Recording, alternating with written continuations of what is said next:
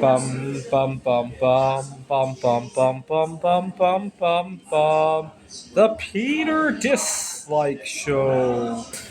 Bum bum bum bum bum bum bum.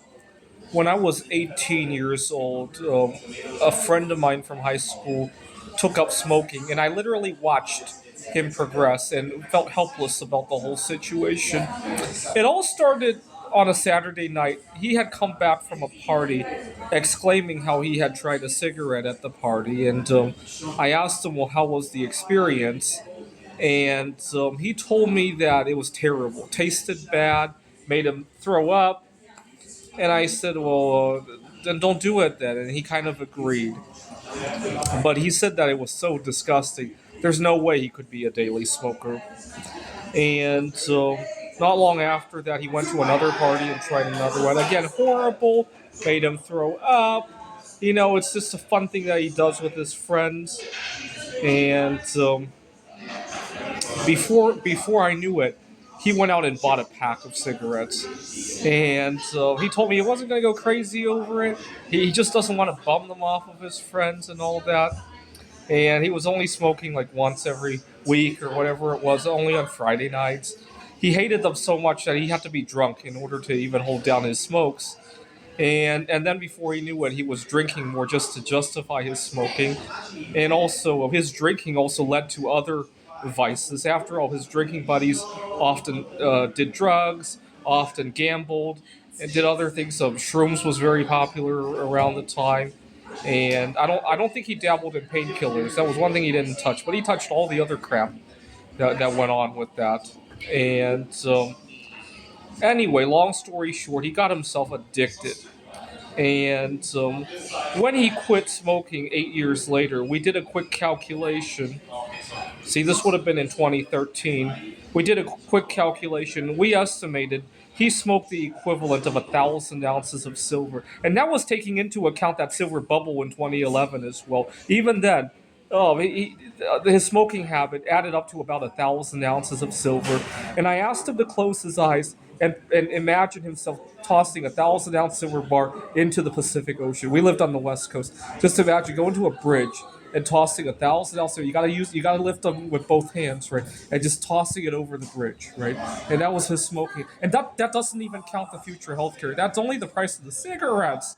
If you added the future healthcare costs, so who knows how much that could have been, right? And so the fact that I watched so helplessly as he took those first couple of drags and the habit progressed makes me really hesitate on the concept of wanting to have children. I would kill myself if I watched my children do that. I really would. And I want to live long enough to see a world where we've resolved a bunch of these hazards in our lives, right? It's not just cigarettes, but junk food, sedentary lifestyles, and all the other dangers that modern society has to offer. I want to see some resolution to that, right? Now, funny thing is, I tried a cigarette when I was 12, and I didn't pick up the habit. I think there was one incident that made me not want to pick up the habit. My sixth grade science teacher had talked about how he had accidentally mixed ammonia and bleach. I had no idea what ammonia was at the time. I was in sixth grade, but we used to have anti-smoking people come to school to talk about the dangers of smoking. And one of the slides that they would consistently show, and I think it was a bad approach, by the way, I'll get to why in a second. One of the slides that they consistently showed was a list of chemicals that can be found in cigarettes. And among them were ammonia and bleach. And I thought that's why smoking was so bad for you. I really loved my sixth grade science teacher. And so it made me never want to pick up a cigarette again because I looked at that slide and I'm like, oh, that's what almost killed my sixth grade science teacher. And I really bonded with him really well. Now, the anti-smoking people would often come with this big slide of all the dangerous chemicals in cigarettes. There was ammonia, bleach, pesticides, even polonium 210, among other things. And they told us what it did to you and where else it could be found, right?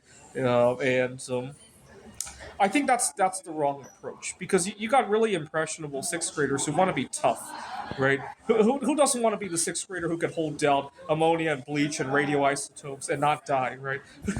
What kind of sixth grader doesn't want to do that? I think a much better approach is to talk about what addiction means, right? You're in the middle of a job interview. You're on your first date, or so, and the experience is punctuated by you having cigarette cravings and not being able to indulge at the moment, right? I think that would get across to us. Think about it. You're in sixth grade, and so you're doing something that you love to do. You're playing your favorite video game. All of a sudden, you have to pause the game because of a nagging craving for nicotine, right? I think sixth graders would appreciate that a whole lot better, right? Unfortunately, I think there's an ulterior situation, though. I think the anti-smoking people actually want us to smoke more. They just want to pretend that they're doing something. This is the Peter Dislike Show. Bum bum bum bum bum bum bum bum bum bum bum bum.